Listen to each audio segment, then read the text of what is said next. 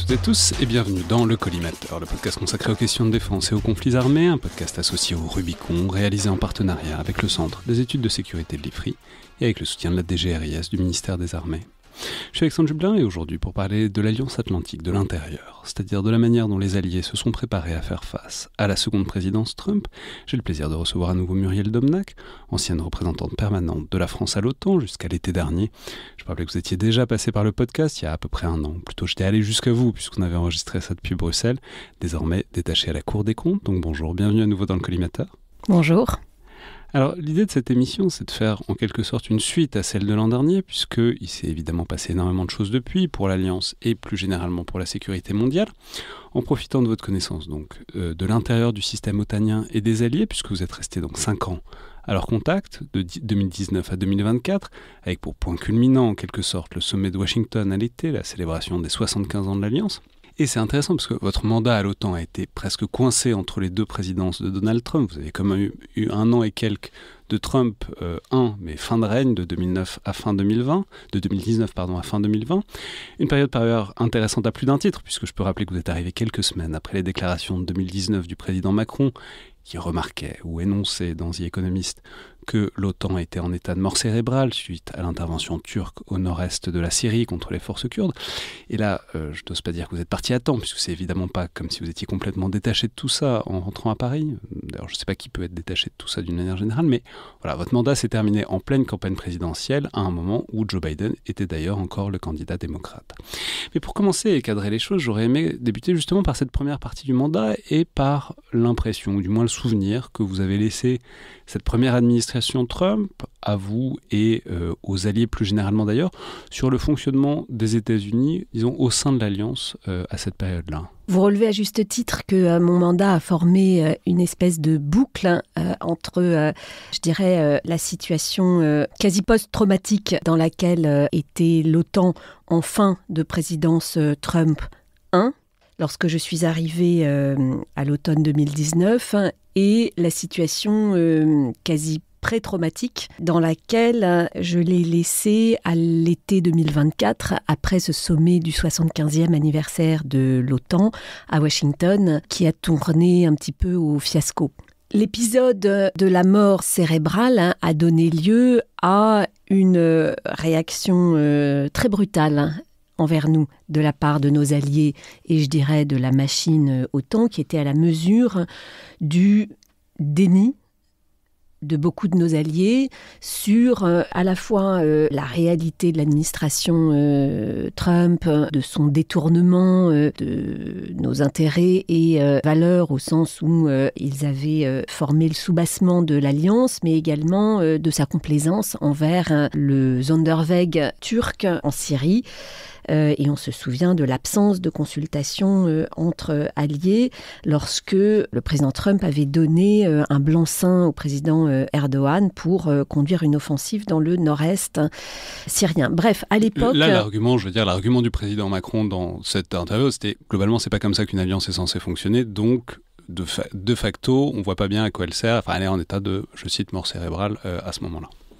Oui, et le président pointait à travers ce dysfonctionnement de l'Alliance, en réalité, derrière l'attitude de la Turquie, le détournement de l'administration Trump envers l'Alliance, qui affirmait une tendance longue de pivot vers l'Asie, une imprévisibilité, une absence de considération des alliés. L'organisation avait été très marquée par la brutalité de Trump lors du sommet de 2018, au cours duquel il avait vivement reproché à un certain nombre d'alliés européens la faiblesse de leur effort de défense, émis des interrogations sur l'article 5, il s'était interrogé sur l'élargissement récent de l'OTAN au Monténégro, si vous vous souvenez bien. Il avait dit, mais pourquoi cette organisation s'est étendue au Monténégro ? Les Monténégrins, ce sont des gens très dangereux. Enfin, pourquoi, en gros, me laisserais-je entraîner dans une garantie de sécurité envers le Monténégro qui pourrait lui-même m'entraîner dans la guerre. Très important,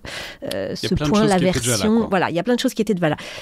Ce sur quoi je voudrais insister, c'est que le diagnostic sévère porté par le président de la République, il pointait ce que nul ne voulait voir, c'est-à-dire en réalité les interrogations sur la garantie de sécurité américaine et le jeu collectif de la part des États-Unis.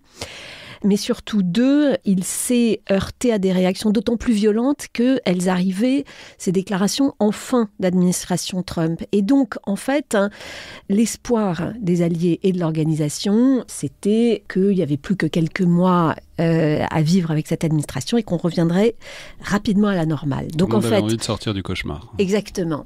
Et donc, si vous voulez, fin 2019, je trouve une alliance à la fois en situation de stress, déjà post-traumatique, en fait, sur cette administration Trump 1, parce que la fin du tunnel paraît proche, et 2, animé de l'ardent espoir d'un retour à la normale. Et d'ailleurs, on a vu avec l'administration Biden que les Européens, au lieu de tirer les leçons de l'administration Trump 1, ont préféré se rassurer en se disant qu'on était revenu à un régime de croisière. Et en fait, ni les conditions du retrait d'Afghanistan, ni l'épisode AUKUS, ni même, et ce point est rarement relevé, l'entrée en matière de l'administration Biden envers la Russie, n'ont, je dirais, amené les Européens à affronter de manière tout à fait décomplexée la nécessité de monter en puissance de façon déterminée dans le développement de leur capacité à se défendre. C'était quoi, si vous pouvez nous rafraîchir la mémoire, ces premiers gestes de l'administration Biden envers la Russie ? L'administration Biden cherche en fait en première intention, au printemps 2021, à mettre la Russie dans une boîte. On appelait ça Box Russia. Non pas du tout développer une relation de partenariat avec ou a fortiori de convergence avec la Russie, mais la rendre moins imprévisible et retrouver une forme de grammaire commune, notamment sur le terrain stratégique, avec Moscou, de façon à pouvoir se concentrer sur la montée en puissance de la Chine. Donc en fait, l'administration Biden, dans un même mouvement, rassure les alliés, l'Amérique est de retour, son engagement en dissuasion et de défense envers les alliés et en acier trempé, et elle ouvre des discussions stratégiques avec les Russes. Et d'ailleurs, en juin 2021, le président Biden vient à l'OTAN pour un sommet des retrouvailles. Et le lendemain, il part à Genève rencontrer le président Poutine pour des discussions qui se sont avérées glaciales. Et donc, si vous voulez, l'administration Biden, sur ces 6 premiers mois, en réalité, retrait d'Afghanistan avec un degré de concertation assez faible, il faut bien le dire. On se souvient de l'évacuation de la base logistique de Bagram le 2 juillet, sans consultation des alliés, ce qui donc privait l'Alliance, en fait, de l'annexe logistique pour le désengagement de son plan d'opération. Donc, désengagement peu concerté d'Afghanistan, la brutalité de l'affaire AUKUS envers l'allié français, et cette démarche d'engagement de la Russie dans l'idée de la rendre plus prévisible et une démarche bilatérale dans les discussions américano-russes qui s'est poursuivie en réalité jusqu'à janvier 2022. On se souvient que l'administration Biden avait adressé une réponse bilatérale au projet de traité russe envoyé en décembre 2021. Souvenez-vous, en décembre 2021, les Russes envoient à l'OTAN et aux Américains des projets de traité qui arrivent un petit peu comme des ultimatums. C'était un franc ultimatum, c'était toutes les conditions extrêmement draconiennes qui reviennent qu'on retrouve aujourd'hui. Exactement. Et l'administration américaine joue le jeu collectif à l'OTAN d'une réponse concertée, mais également d'une réponse bilatérale. Et on voit donc que les Américains, contrairement à ce que certains disent aujourd'hui, ont cherché tout plutôt que le conflit avec la Russie. La première intention, c'était, disons, de rendre, je dirais pas apaiser, parce que la connotation du mot est assez négative, mais plus prévisible la relation avec la Russie, de façon à pouvoir se détourner vers la Chine. Bref, mon point, c'est que la violence des réactions au diagnostic sévère de la mort cérébrale signait de la part des Européens une volonté de ne pas voir, qu'ils ont confirmé après, durant les premiers temps de l'administration Biden, malgré des signaux quand même assez clairs, que cette administration avait d'autres priorités. Après, ça ne retire rien à la solidité de la réaction de solidarité de cette administration Biden après l'agression en dissuasion et défense du territoire européen. Justement, c'est intéressant de voir la manière dont les alliés se sont... n'ont pas changé grand-chose. C'est-à-dire ils sont montés en puissance un peu proportionnellement, en suivant l'exemple américain, parce qu'évidemment tout le monde a désiré soutenir l'Ukraine, mais qu'il n'y a pas eu de changement de paradigme. Le changement de paradigme, il arrive aujourd'hui contraint et forcé, et donc en quelque sorte, selon vous, proportionnel à la réaction au choc et à la brusquerie qu'avait été cette déclaration du président Macron, a été la volonté de revenir dans les vieilles habitudes jusqu'à avant-hier, disons. Absolument. Aujourd'hui, on ne peut pas ne pas voir, et donc les Français avaient raison, qu'on a toujours un peu murmuré dans les on en parlera parce que c'est un vrai problème. C'est un vrai problème pour les alliés, c'est-à-dire le côté donneur de leçons des Français a été identifié par les partenaires européens. Ça a toujours agacé beaucoup de monde. Donc c'est vraiment une question dont on reparlera, je pense, de savoir quelle attitude on adopte aujourd'hui par rapport à cette posture-là pour réussir à avancer sans pour autant brusquer. Et en même temps, on avait raison, mais est-ce qu'il faut le dire ? C'est tout un problème. Mais bon, en tout cas, au sein de l'Alliance et parmi les alliés, il y avait une attitude qui s'appliquait surtout à ne rien changer par rapport aux, disons, 70 premières années de l'Alliance. Oui, il y avait le réflexe, comme on dit, du business as usual. Et alors, justement, comment est-ce que ça, à mesure que se rapproche la fin de la présidence Biden, et alors on peut dire le sommet de l'été dernier de Washington, c'était un gros truc, puisque c'est évidemment les 75 ans, mais c'était aussi, disons, dans les mécanismes internes de l'Alliance, c'était aussi une sorte d'échéance qu'il y avait pour les 2%, c'est-à-dire l'idée des 2% du PIB de chacun consacré à la défense. L'idée, c'était d'y arriver en 2024. Donc, il n'y a pas que le chiffre des 75 ans, c'était aussi organiquement important. Et ça, de ce point de vue-là, comment est-ce que, de l'intérieur, vous avez vu, disons, tout le monde se préparer à cette perspective-là et puis aussi se préparer éventuellement à la fin de la présidence Biden et à ce qui viendrait après ?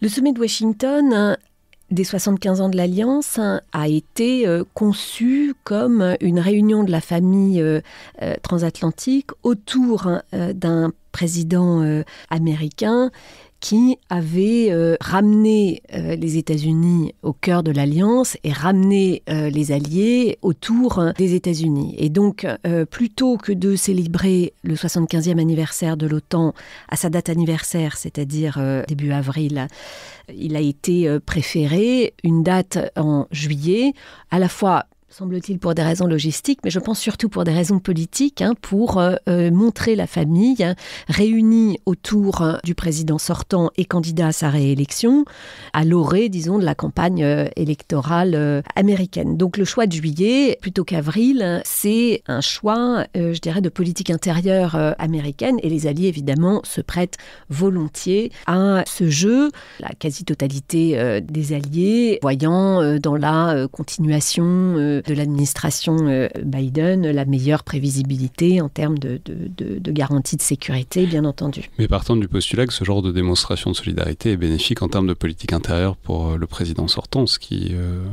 à la lumière des événements ultérieurs, est pas évident du tout, quoi. Non, pas évident, parce que avant le sommet était intervenu ce débat télévisé entre Biden et Trump, au cours duquel Biden avait paru chercher ses mots et finalement ne pas être tout à fait aussi présent qu'il le faudrait. Et donc, finalement, toute la tenue du sommet, à la fois sa chorégraphie, mais également, disons, toute sa dramaturgie, ont été suspendues à l'état de santé du président, son apparence physique, même, je me souviens qu'il y avait une fixation sur est-ce qu'il a cligné des yeux, est-ce qu'il n'a pas cligné des yeux, et tout le monde parlait de cette affaire de clignement d'yeux au sens où c'était censé être le signe d'une maladie que beaucoup d'experts assignaient à Joe Biden. Je me souviens plus exactement laquelle, mais en tout cas, il y avait cette espèce de... C'était pas une tempête dans un verre d'eau médiatique, c'était là-bas, tout le monde, tous les personnels diplomatiques, disons, tout le gratin de l'Alliance était au milieu. Il y avait dans la bulle, entre guillemets, hein, la bulle OTAN, une extrême fixation sur l'âge du capitaine, hein, comme on dit. Je dois dire, pour être honnête, hein, que l'incertitude française animait quand même un peu des conversations, hein, puisqu'on se souvient que les élections législatives françaises, en tout cas leur deuxième tour, sont intervenues la veille, hein, le dimanche 7 juillet, donc la veille du sommet qui s'ouvrait le 8. Et je dirais que rassurer sur la continuité dans les options françaises, hein, la bulle a pu se consacrer à ce qui est quand même le cœur du sujet à l'OTAN, hein, c'est-à-dire la garantie de sécurité américaine. On ne dira jamais assez que l'OTAN, comme disait le premier secrétaire général de l'organisation, Lord Ismay, c'est d'abord keep the Americans in. C'est d'abord garder les Américains. Et donc, effectivement, la garantie de sécurité américaine, au cours de ce sommet, elle était incarnée par un vieux monsieur dont on voyait qu'il faisait tous les efforts pour faire face. Et d'ailleurs, comme beaucoup de showmen, il lui fallait un certain niveau de pression pour donner le meilleur de lui-même. Et je me souviens de sa prestation au Mellon Auditorium, où a été faite la photo de famille des 75 ans, où il délivre un discours avec prompteur, mais plein de conviction, et où on sent qu'il a vraiment mobilisé ses forces pour convaincre, dans le lieu où a été signé le traité de l'Atlantique Nord, 75 ans après, de la vigueur de l'engagement de sécurité américain. Jusque-là, je me souviens des termes d'un collègue, he did an okay job. Il a fait un bon travail, hein, et donc la bulle était relativement rassurée. Et puis est arrivée cette chute en conférence de presse avec Zelensky à la fin du sommet, toute fin du sommet, alors que tout le monde était rassuré par la prestation du président américain.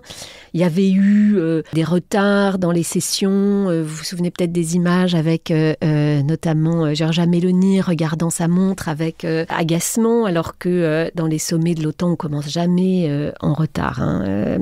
Il faut le savoir, on est extrêmement ponctuel, hein. Et là, tout le monde attendait parce qu'on accordait des pauses en fait au président américain, mais jusque-là, tout avait tenu. Et puis, dernière conférence de presse, hein, et cette chute en fait symbolique quand le président américain, en voulant donner la parole à Volodymyr Zelensky, l'appelle président Poutine. Et là, en un éclair, on comprend que... C'était pas sa langue qui avait fourché, il y avait un truc, quoi. Enfin... En tout cas, que quelles que soient les raisons, l'effet serait désastreux après sa prestation lors du débat. Et donc, après, c'est comme c'est les personnes âgées, c'est comme ça, quoi. Il y a des bons jours, il y a des mauvais jours, et c'est extrêmement variable. Mais alors, du coup, ce qui est intéressant là-dedans, c'est que malgré ça, je rappelle que c'est pas comme s'il y avait déjà Kamala Harris et que tout le monde pouvait déjà reporter ses espoirs sur autre chose. Enfin, je veux dire, à l'époque, c'était Joe Biden le candidat. Mais là où c'est intéressant, c'est que donc les alliés se sont dit... Ok, tout va bien, 4 ans de plus comme ça va bien se passer. Enfin, il n'y a pas eu, ce que je veux dire, c'est qu'il n'y a pas, entre août et novembre, il n'y a pas eu d'électrochoc et d'investissement massif sur la défense. Tout le monde a croisé les doigts en attendant, en espérant que ça passe, quoi. Alors ici, je voudrais souligner que je m'exprime vraiment à titre personnel et d'observatrice, hein, et insister sur vraiment la dimension personnelle des analyses qui suivent. Je ne dirais pas que les Alliés et l'OTAN ne se sont pas préparés. Je crois qu'ils se sont partiellement préparés aux deux options. Préparé évidemment à l'option Harris, qui apparaissait comme la continuité de l'administration Biden. Ce que ça n'était pas, mais c'était ce qui se rapprochait le plus de la continuité. Parce que Harris, c'est une génération différente. Et c'est une génération différente, vous avez raison. Et d'ailleurs, sa prestation à la conférence de sécurité de Munich l'année dernière, je me souviens, avait beaucoup déçu puisqu'elle était intervenue le jour de la mort de Navalny en présence de Yulia Navalnaya. Et elle avait montré effectivement une émotion limitée qui témoignait en fait de... elle n'avait pas la fibre européenne. Voilà, exactement. Bien sûr. Et du coup, si vous voulez, l'option Trump aussi avait été anticipée et les Alliés ont cherché à rendre l'OTAN, comme on disait, à l'épreuve de Trump, Trump-proof. Alors, il y avait beaucoup d'articles qui sortaient comme exactement. ça. How to Trump-proof NATO. Là encore une fois, je m'exprime à titre personnel, mais ce que je comprends de ces éléments de préparation, et évidemment notre pays a concouru à ce travail de préparation, c'est que rendre l'alliance Trump-proof, ça avait plusieurs volets. D'abord, un discours de conviction envers Trump sur l'intérêt des États-Unis à rester engagés en soutien de l'Ukraine, rester engagés en Europe, en cherchant de façon rationnelle à lui montrer l'interconnexion des théâtres et à contrario le signal de faiblesse qui serait donné à la Chine si les États-Unis finalement laissaient rétribuer l'agression de l'Ukraine par la Russie. Donc d'abord un discours de conviction. Après une forme d'anticipation de ses attentes en insistant sur notre disposition à renforcer notre effort de défense. Et puis, beaucoup, Jens Stoltenberg compris, se prévalait aussi d'avoir su psychologiquement, en flattant Trump, nouer un canal de communication de qualité avec lui. Donc, il serait faux de dire que l'Alliance ne s'est pas préparée à se rendre elle-même Trump-proof. Mais, je pense que tout ce travail de préparation était en deçà, tout simplement, des réalités de l'administration Trump 2. D'une certaine manière, les Alliés ont combattu sur le terrain d'avant. Vous voyez, de l'administration. Ils sont préparés à agir efficacement avec Trump 1. Or, il s'avère que c'était une bête différente qui arrivait. Mais alors justement, alors vous n'êtes pas plus dans l'intérieur, mais en voyant quand même un certain nombre de choses, on ne peut pas dire que ce soit des gens extrêmement opaques dans leur manière de faire. Qu'est-ce qui vous frappe dans ces manières de faire différentes de cette seconde administration de Trump sur les affaires stratégiques et internationales par rapport à celle que vous avez vue et connue en fin de premier mandat de Donald Trump? Je dirais la dimension idéologique, à la fois sur le terrain interne, sur celui de la convergence avec Poutine, et puis dans, non pas la vassalisation, mais la prédation envers l'Europe. La sympathie avec Poutine, tout ça, c'était pas des trucs que qui se sentaient d'une quelconque manière Si, mais si vous voulez, les trois terrains forment un ensemble. La dimension interne, c'est évidemment que la revanche qui animait Trump l'a amené à un casting qui, loin des adultes dans la pièce, entre guillemets, qu'on a espéré et dont on s'est satisfait, en tout cas, s'agissant du conseiller pour la sécurité nationale, du secrétaire d'État. Donc Mike Waltz et Marco Rubio. Voilà, ont conduit à l'arrivée de personnalités dont on n'anticipait ni la nomination, ni a fortiori la confirmation. C'est fascinant cette manière qu'on a eue de s'accrocher à... tout le monde, pendant les mois où les noms ont été égradés, on s'est dit, eux, c'est bon, eux, ils vont réussir, eux, c'est pas des fous furieux, ça va marcher.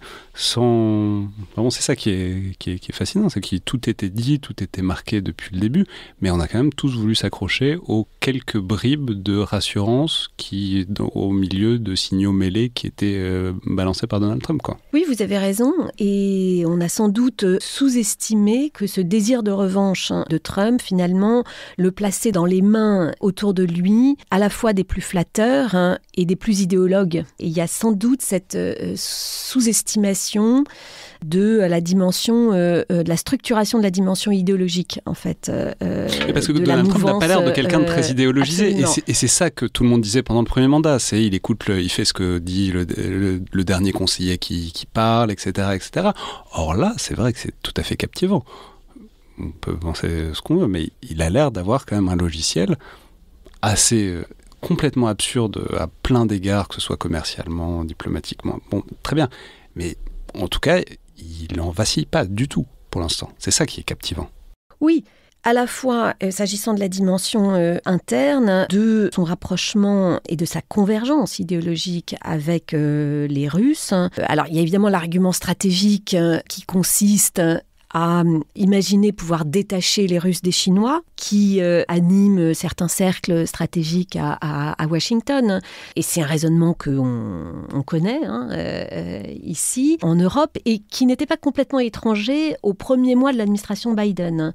Là, ce qui est fascinant, c'est vraiment l'attirance, en fait, de la mouvance MAGA et d'un certain nombre de représentants de cette administration pour la manière dont Poutine pense le monde. Prééminence de la force, cette espèce de virilité la mentalité impériale. Et le révisionnisme de l'ordre international. Et alors ça, du point de vue de l'OTAN, qui est une alliance à la fois défensive et dont tout le préambule du traité est axé sur le statu quo de l'ordre international et de l'ordre de sécurité européen, ça, évidemment, c'est révolutionnaire. Et le troisième élément qui est stupéfiant dans les premiers mois de l'administration Trump, c'est évidemment que l'Europe est perçue non pas dans une logique de vassalisation qu'on pouvait anticiper, et que d'ailleurs nous Français, nous avions bien vu qu'il faudrait l'empêcher, mais dans une logique de prédation. Et c'est là que l'affaire du Groenland est absolument stupéfiante, parce que je rappelle quand même que le Danemark, s'agissant du Groenland, mais aussi le Canada, étant donné les menaces explicites qui sont portées contre son intégrité territoriale, serait fondé à invoquer l'article 4 du traité, qui rend des consultations au Conseil de l'Atlantique Nord de droit lorsque l'intégrité territoriale d'un allié est mise en cause. Mais c'est ça qui est captivant, c'est cette manière, alors on en parlait avec David Caillé il n'y a pas très longtemps, sur cette manière que les populistes ont, c'est un logiciel profond de toujours se sentir lésés. C'est là-dessus que fonctionne le populisme en politique intérieure, c'est le nous contre eux, mais qui se déploie aussi à la politique internationale. Et du coup, ce populisme trumpien, c'est nous lésés par eux, le vaste monde. Et là où c'est captivant, c'est que, du coup, c'est agir comme si l'OTAN agissait contre les intérêts des États-Unis, ce qui est... On peut reprocher beaucoup de choses à l'OTAN, on l'a fait, mais on a toujours reproché plutôt l'inverse à l'OTAN, c'est-à-dire de fonctionner comme essentiellement l'outil des États-Unis. C'est tort, raison, peu importe. Mais c'est tout à fait intéressant de voir une administration qui, pour la première fois, considère l'OTAN comme un obstacle et un fardeau plutôt que comme un outil. Alors là, je vais vous prendre en flagrant déni, ouais. Peut-être, pour une fois. Mm-hmm. En fait, ça fait un moment qu'on lit aux États-Unis le terme « they » pour l'OTAN. Que l'OTAN, aux États-Unis, ça veut dire les Européens. En fait, il n'y a que 3 alliés où le fait que l'OTAN, c'est nous, n'est pas toujours naturel. Le premier, c'est la France. Pour des raisons historiques. Pour des raisons historiques, et les Français oublient parfois qu'il n'y a aucune décision à l'OTAN qui est prise sans l'accord de la France. Toute décision est prise par consensus, et il n'y a même pas d'abstention constructive, et donc nous sommes absolument en situation, lorsque c'est nécessaire, d'empêcher qu'une décision soit prise au nom de l'OTAN. Le deuxième allié dans lequel il arrive souvent qu'on parle de l'OTAN en disant « eux », l'OTAN, troisième personne, c'est la Turquie. Pour des raisons qui tiennent à la désaffection de l'opinion publique envers l'Alliance Atlantique, envers l'Occident en général, et l'instrumentalisation de cette désaffection, instrumentalisation d'ailleurs intermittente, par les autorités turques. Mais le troisième allié, et depuis un moment, et sans doute on n'a pas voulu voir ça suffisamment, ce sont les États-Unis. Vu des États-Unis, l'OTAN, ce sont les Européens.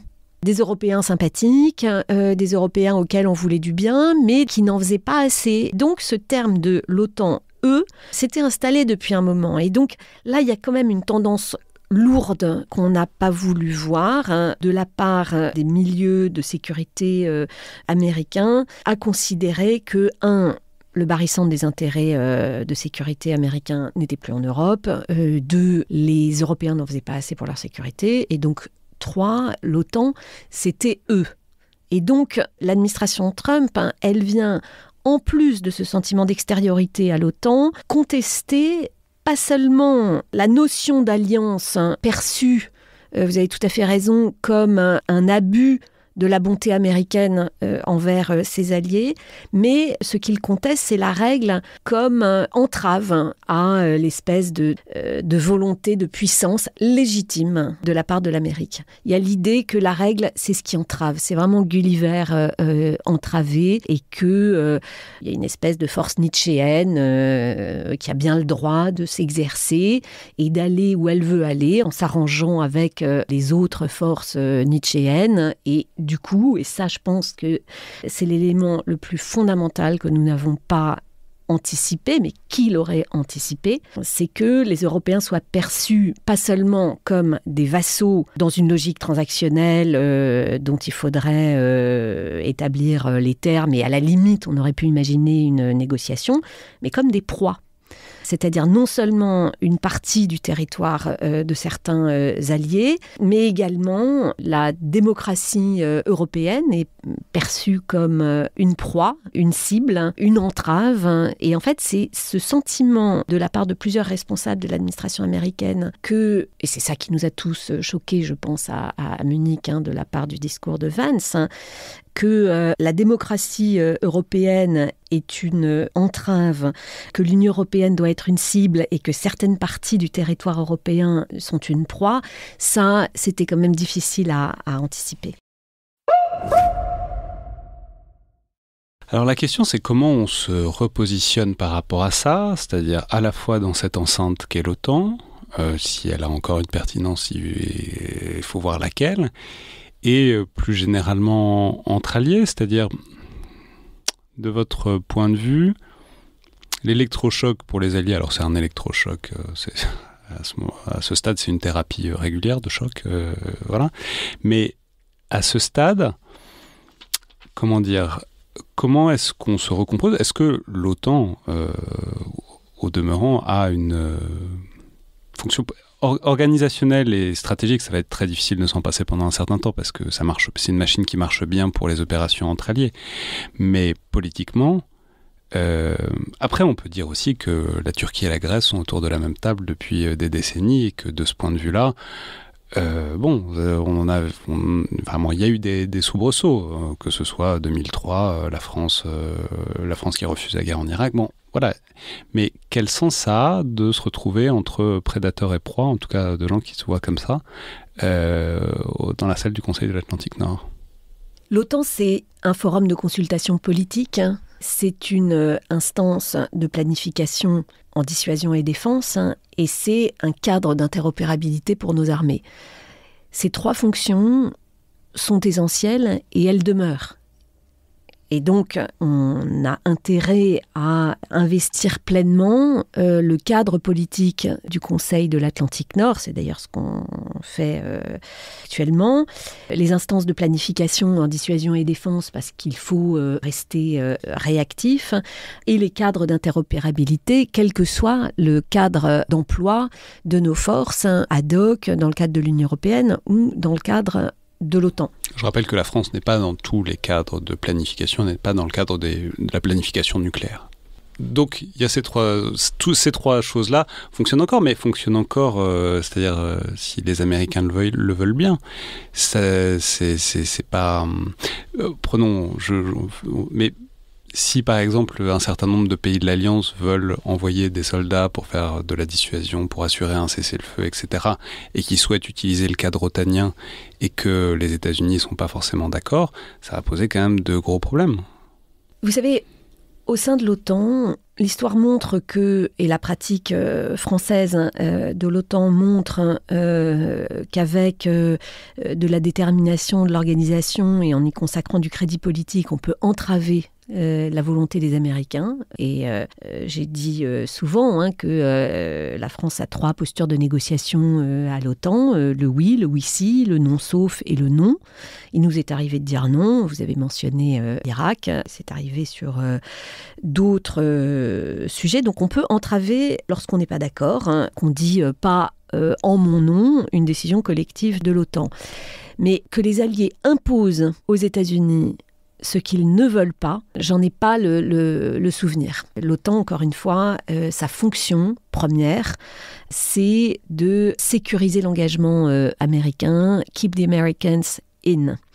Et donc, je ne vois pas qu'on impose aux Américains quelque chose dont ils ne veulent pas. En revanche, on peut leur faire valoir l'intérêt de se joindre dans le cadre de l'OTAN à une dynamique lancée à quelques-uns ailleurs. Et c'est tout l'intérêt de la démarche conduite actuellement par les autorités françaises, c'est-à-dire finalement prendre les Américains au mot sur la nécessité pour les Européens de renforcer leur effort de défense, mais également d'apporter des garanties de sécurité crédibles en cas d'accord de cessez-le-feu. Et une fois que cette dynamique, fortement appuyée par les autorités françaises, prendrait dans l'hypothèse d'un cessez-le-feu, ce qui reste à confirmer. Une fois la dynamique prise, on verra ce qu'il en est du concours de l'OTAN à travers ses structures de commandement et de communication. Et donc, c'est là que l'OTAN trouve son intérêt de toujours comme forum de consultation, instance de planification et cadre d'interopérabilité. Là où les Français avaient raison et où tout le monde le dit non plus à voix basse mais à voix haute, c'est qu'il est urgent pas seulement de réarmer mais aussi de développer de façon autonome sur le plan stratégique, sur le plan organisationnel, sur le plan des acquisitions, une capacité d'intervention, de dissuasion et de défense autonome. L'élément fondamental qui pour moi a changé, c'est que même sous l'administration Biden, les Européens reconnaissaient de plus en plus qu'il faut faire davantage, mais restait l'idée que plus on est autonome, plus on risque d'accélérer le pivot américain vers l'Asie. Ça, c'est un truc, il n'y a rien qui me captive autant que ça, il y a une peur réelle de la performativité en relations internationales, enfin d'ailleurs dans plein de choses, mais c'est fascinant, cette peur du pouvoir incantatoire de la parole, que si on dit quelque chose, ça augmente la probabilité que parce que c'est la mère de toutes les postures de déni, évidemment. Exactement. Mais c'est tout à fait fascinant, cette manière de croire que si on pense à une éventualité, elle risque vraiment de se produire au lieu de penser qu'on risque plutôt de s'y préparer, quoi. Alors, sans suivre votre raisonnement auquel je souscris, je crois que les Européens sont arrivés à la conclusion qu'il faut partir du résultat et des faits et de la réalité de cette administration américaine, qui ne peut plus être une parenthèse. Et là, je crois que c'est l'importance du rôle joué par J.D. Vance auprès de Trump, qui incarne en fait l'ancrage du Trumpisme dans la vie politique américaine, qui fait comprendre aux Européens que même en cas d'alternance, l'allié américain, qui reste évidemment notre allié, est devenu tellement peu prévisible qu'il nous faut développer une capacité d'action qui n'est pas susceptible de détourner l'allié américain, mais au contraire de le convaincre, en fonction d'une appréciation de situation dont nous ne maîtrisons pas les paramètres, de se joindre à nous. Donc je crois que c'est vraiment cette équation qui a complètement changé. Même jusqu'à la fin de l'administration Biden, il y avait cette idée que si les Européens en font plus, les Américains risquent d'en faire moins. Et c'est l'idée de ce jeu à somme nulle qui a complètement évolué. Aujourd'hui, la question n'est pas de savoir si les Européens peuvent se défendre, mais de faire le constat qu'ils doivent se défendre. Et là, l'équation a complètement changé. Donc là, le dentifrice est en quelque sorte sorti du tube et ce sera difficile de l'y faire rentrer. Mais alors la question, c'est comment on organise un système comme ça, puisque autonomie européenne, tout le monde est d'accord, mais Ça pose une question assez théorique d'ailleurs en théorie des alliances, c'est-à-dire on sait que les alliances qui marchent bien en général c'est quand il y a un hégémone. L'OTAN, enfin donc un allié, une alliance asymétrique. Une alliance asymétrique, en général c'est les alliances qui sont plutôt les plus durables et les plus stables. L'OTAN est l'exemple absolument parfait de tout ça. La question c'est, parce que évidemment je pense que les auditeurs voient bien où je veux en venir et c'est un peu, tout le monde voit bien où on veut en venir en ce moment avec les Français qui avaient raison avant tout le monde, qui sont prêts, qui ont un modèle d'armée complet, qui ont une industrie de défense à 300, j'exagère beaucoup en disant à 360 degrés, mais disons avec quelques angles morts, mais en tout cas assez large et assez complète, avec cette idée de est-ce que la France peut prendre le leadership en Europe là-dessus ?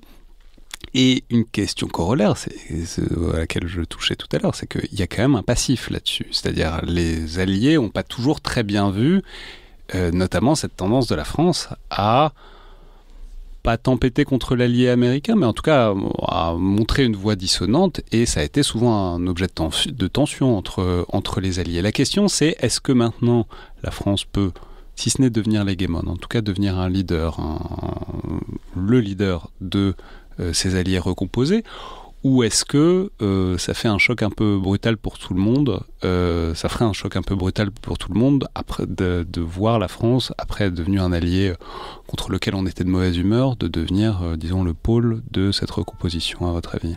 Je suis impressionnée par la modestie inhabituelle avec laquelle le système français arrive à jouer ce moment la France avait raison. Traditionnellement, on aurait été beaucoup plus insupportable que ça, c'est ça que vous voulez dire. C'était ça qu'on craignait tous. Enfin, vous n'êtes pas obligé de vous engager là-dedans. C'est ça que beaucoup d'observateurs craignaient, c'est que si le passé était guide pour l'avenir, il y avait quand même une grande chance qu'on passe beaucoup de temps à dire, on vous l'avait bien dit, et que ça aide pas beaucoup à créer du collectif, quoi.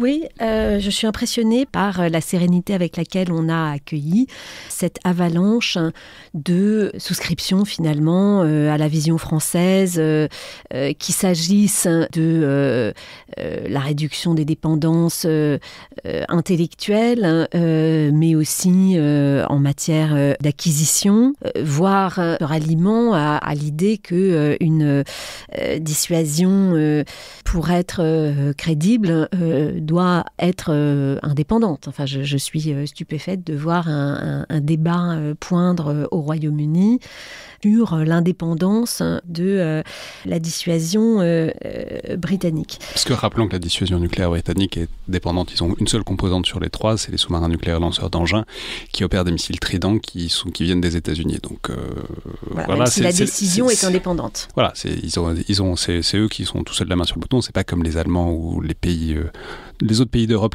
dans lesquels stationnent des armes nucléaires américaines. Mais n'empêche que s'il n'y a pas les missiles américains, ça ne va pas aller très loin. Donc, ce n'est pas parfaitement indépendant selon l'acception française, quoi. En tout cas, je suis stupéfaite de voir l'intérêt que suscite la dissuasion française et l'ouverture d'une conversation sur la dimension européenne de notre dissuasion. Je suis stupéfaite de voir le débat qui a émergé même sur les F-35, alors que... si vous voulez, l'acquisition de F-35, c'était perçu comme le talisman. Et au total, on en revient à cette idée qui a prévalu jusqu'à l'administration Biden que la dépendance opérationnelle et en matière d'acquisition envers les États-Unis est une garantie de sécurité, à l'idée, qui a toujours été l'idée française, qu'une dépendance excessive est une vulnérabilité inacceptable. Et donc, la manière dont les autorités françaises jouent ce moment, qui est une manière collective et un moment de construction de formats à la fois multiples et compatibles entre eux. On a vu le format des 5 ministres de la Défense, on a vu un format à 6 également, on a vu le resserrement de la relation avec les Britanniques, on a vu le triangle de Weimar, on voit les prémices d'une nouvelle relation franco-allemande, on voit aussi une bonne relation industrielle avec l'Italie. On voit que la France, qui est un peu historiquement l'allié difficile à l'OTAN, est devenu l'allié indispensable qui avait raison, mais un allié dont, il faut être honnête, tout le monde voit sans être le seul pays européen dans cette situation, il a une équation budgétaire et politique, je dirais simultanément budgétaire et politique, qui est difficile. C'est ce que j'allais dire, puisque vous êtes désormais à la Cour des comptes, même si je précise, vous vous exprimez pas en tant qu'à la Cour des comptes, mais c'est-à-dire, l'hégémon américain, il proposait plein de choses, mais il avait le portefeuille qui allait avec. Et les capacités, 360 degrés, en tout cas le portefeuille apparemment inépuisable. La France, c'est pas le cas. Même si on fait un effort, même si on parle d'augmenter de points de PIB, ça va être super. Mais on remplacera jamais les capacités américaines. Et du coup, se pose la question... Enfin voilà, c'est plus facile d'être hégémone quand on paye un peu pour tout le monde. La France va pas payer pour tout le monde en Europe. Donc voilà, se pose la question du pouvoir d'entraînement à capacité financière très limitée quand même. Mais vous avez raison de parler de pouvoir d'entraînement. Je crois pas que la France n'ait ni évidemment la capacité, mais ni même l'intention de remplacer les États-Unis en tant que hégémone, comme vous dites. En revanche, la France a un leadership naturel du fait de ce constat qui est le fondement de notre politique de défense, que la garantie de sécurité américaine est souhaitable, solide, mais pas automatique et de tout temps. Et donc, ce qui, du fait de notre histoire aussi, pour avoir été envahi, s'est construit et qui est un élément de consensus dans la société française. Cette nécessité d'autonomie et même d'indépendance de notre assurance vie, qui est notre dissuasion nucléaire, mais en tout cas d'autonomie de notre appareil de défense. C'est captivant d'ailleurs politiquement ce truc qui est apparu. Moi, ça me fascine de... Vous n'êtes pas obligé de vous exprimer sur la dimension politique, mais le fait que tous les partis depuis dans la France insoumise jusqu'au RN ont tous cette idée de sanctuarisation de la dissuasion nucléaire française. Je veux dire, il y a une époque où la gauche était plutôt pour le désarmement nucléaire, même si conditionnel, etc., etc. Maintenant, là, ils sont plutôt montés au créneau sur partager la dissuasion, certainement pas, ce qui montre une sorte de changement de logiciel quand même, et une sorte de diffusion absolument universelle de cette idée que la dissuasion nucléaire française est un trésor national, qui est sans doute bien, mais un peu inattendu, quoi. Vous avez raison, parmi les mauvaises nouvelles que sont à la fois la situation de la menace, la brutalité russe et plus largement la brutalisation du monde, une administration américaine dont le virage est plus inquiétant que ce qu'on redoutait. Il y a quand même des éléments de bonnes surprises relatives, en tout cas de bonnes nouvelles relatives. La première, c'est le consensus en France autour de la dissuasion nucléaire et de son caractère indispensable, de l'importance d'un appareil de défense et notamment industriel autonome. Le deuxième élément de bonne surprise relative, c'est relative, je dis, dans un contexte international brutalisé, c'est la dynamique européenne qui va dans le sens d'un réarmement qui est aujourd'hui indispensable. Alors, la France, dans ce contexte, elle joue collectif, je dirais d'une certaine manière, parce qu'elle se sait à la fois indispensable en termes de dynamique d'entraînement. Il n'y a pas d'idée de défense européenne sans la France. On est au cœur de toutes les configurations, mais également, elle se sait, bien qu'indispensable, pas suffisante. Plus généralement, se pose la question quand même d'un certain nombre... c'est des questions de choix de société, dans une certaine mesure, qui s'ouvrent maintenant, parce que... alors on peut en discuter, mais 3, 4, 5% du PIB pour la défense... C'est de l'argent, à moins qu'on se mette à avoir 10% de croissance d'un coup, mais j'ai un doute, c'est de l'argent qui ira pas ailleurs, ou ce sera de la dette. Se pose la question de la soutenabilité de ça dans le temps, et de penser ou de repenser un modèle social et un modèle économique, en tout cas de l'État français, pour faire face à ça. Alors après, je l'ai souvent dit à ce micro, pendant la guerre froide, on était entre 4 et 6%, mais on avait les taux de croissance de la guerre froide, donc c'est aussi un peu différent. Voilà, la question c'est comment est-ce qu'on essaye d'intégrer ça, cette nouvelle donne, dans un modèle économique, dans un modèle de société en fait. Oui, ma conviction de citoyenne et d'observatrice, c'est qu'on doit penser un contrat social qui inclut la défense, à la fois en termes d'équation dans les dépenses publiques, mais également dans l'irrigation de notre tissu industriel. Et je crois que l'utilité que certains d'entre nous qui avons été des praticiens des affaires stratégiques ou de ceux d'entre vous, historiens qui connaissaient la guerre froide, c'est de partager notre expertise auprès des jeunes qui sont les électeurs et les contribuables de demain et dont les études d'opinion montrent qu'ils ont, oublié le risque de la guerre. C'est toute la réflexion de Stéphane Audouin-Rousseau sur le risque oublié de la guerre. Et 2, qu'ils sont la catégorie de la population proportionnellement la moins indignée par le rapprochement Trump-Poutine. Vous avez peut-être vu une étude d'opinion la semaine dernière qui montre que 70% de la population générale en France est indignée par le rapprochement Trump-Poutine, 83% des plus de 70 ans, 56% des 18-25 ans. Et pour intervenir dans des classes en cours d'histoire-géographie, je rencontre des professeurs dont les élèves trouvent que, après tout, Trump et Poutine, ils défendent leurs intérêts et pourquoi pas. Et donc, je crois que le travail d'explication à la fois sur la réalité de la menace russe, qu'est-ce que ça veut dire concrètement, la menace russe, pourquoi les Russes, par exemple, laissent se développer à partir de leur territoire des attaques cyber contre les hôpitaux français. La santé, c'est la première préoccupation des Français. Il faut savoir que les hôpitaux sont la première cible des attaques cyber et que parmi ces attaques cyber, une majorité viennent du territoire russe.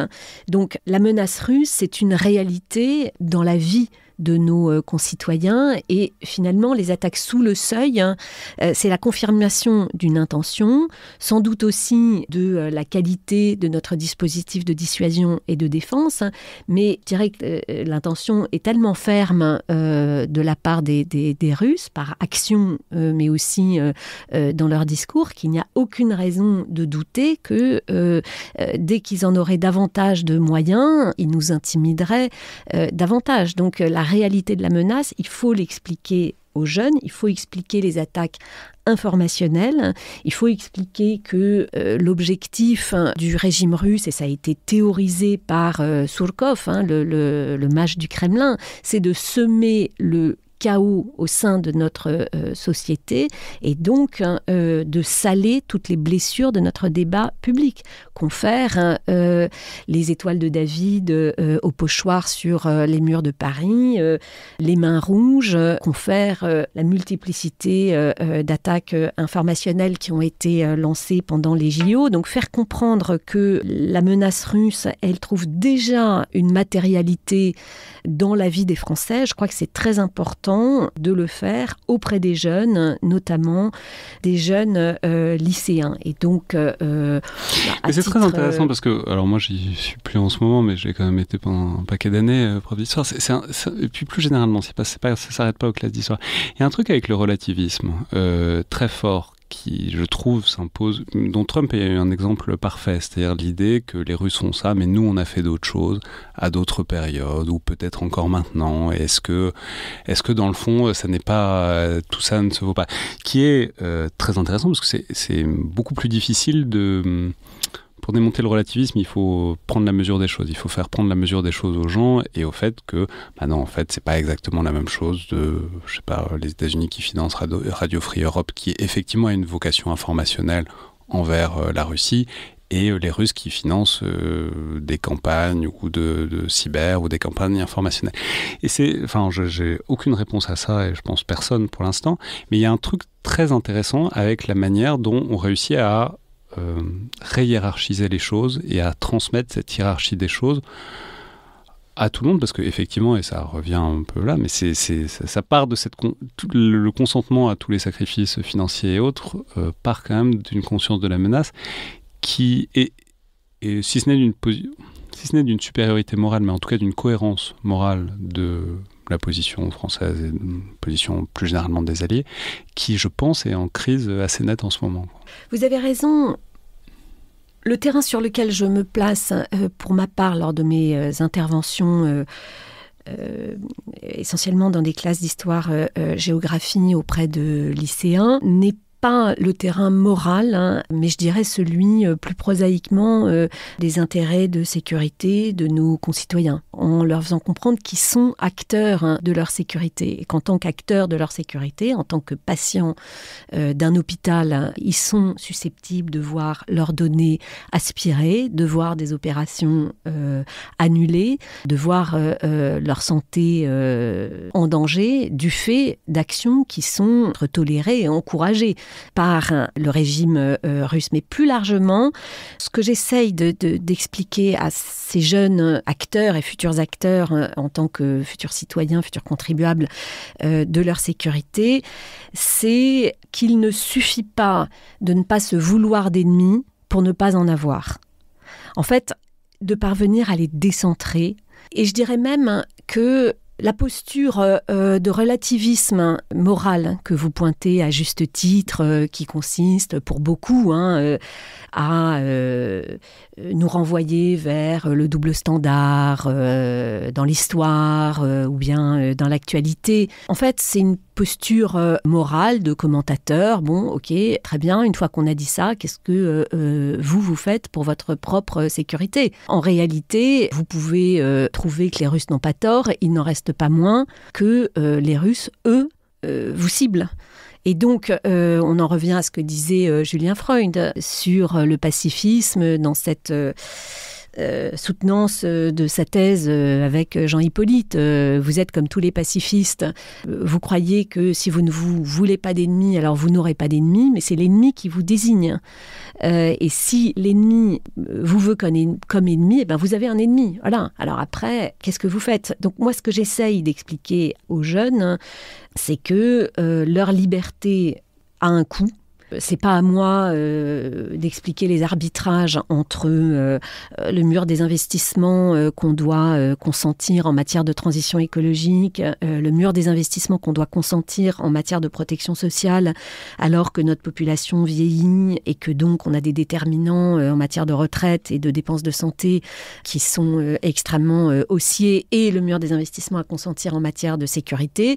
C'est pas à moi de formuler des options sur l'arbitrage, mais c'est à moi, en revanche, d'expliquer la menace russe, d'expliquer l'interdépendance de notre sécurité avec celle de nos partenaires européens, d'expliquer que la dissuasion nucléaire, c'est une assurance vie, comme on dit souvent, mais que nous faisons face à des tentatives de contournement du seuil par le bas, d'expliquer qu'une société qui est attaquée sur le terrain informationnel, c'est une société qui doit regarder la menace en face, que le terrain informationnel, ça n'est pas du virtuel, c'est du réel. Voilà. Tout ça, je crois que c'est utile de le faire auprès des jeunes pour qu'ils soient acteurs de leur sécurité.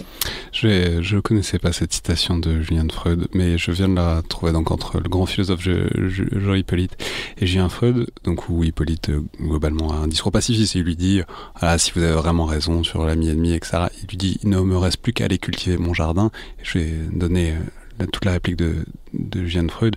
Je crois que vous êtes en train de commettre une erreur car vous pensez que c'est vous qui désignez l'ennemi, comme tous les pacifistes. Du moment que nous ne voulons pas d'ennemis, nous n'en aurons pas, raisonnez-vous. Or, c'est l'ennemi qui vous désigne. Et s'il veut que vous soyez son ennemi, vous pouvez lui faire les plus belles protestations d'amitié. Du moment qu'il veut que vous soyez son ennemi, vous l'êtes. Et il vous empêchera même de cultiver votre jardin. Merci beaucoup, Muriel Domnac. Merci. C'était donc Le Collimateur, un podcast produit par Alexandre Jublin et distribué par Binge Audio. Comme toujours, si vous avez aimé cet épisode, notez-le, commentez-le sur les outils d'Apple Podcast ou de Spotify ou sur les réseaux sociaux. Évidemment, ça aide à diffuser le podcast. Merci à toutes et tous et à la prochaine fois.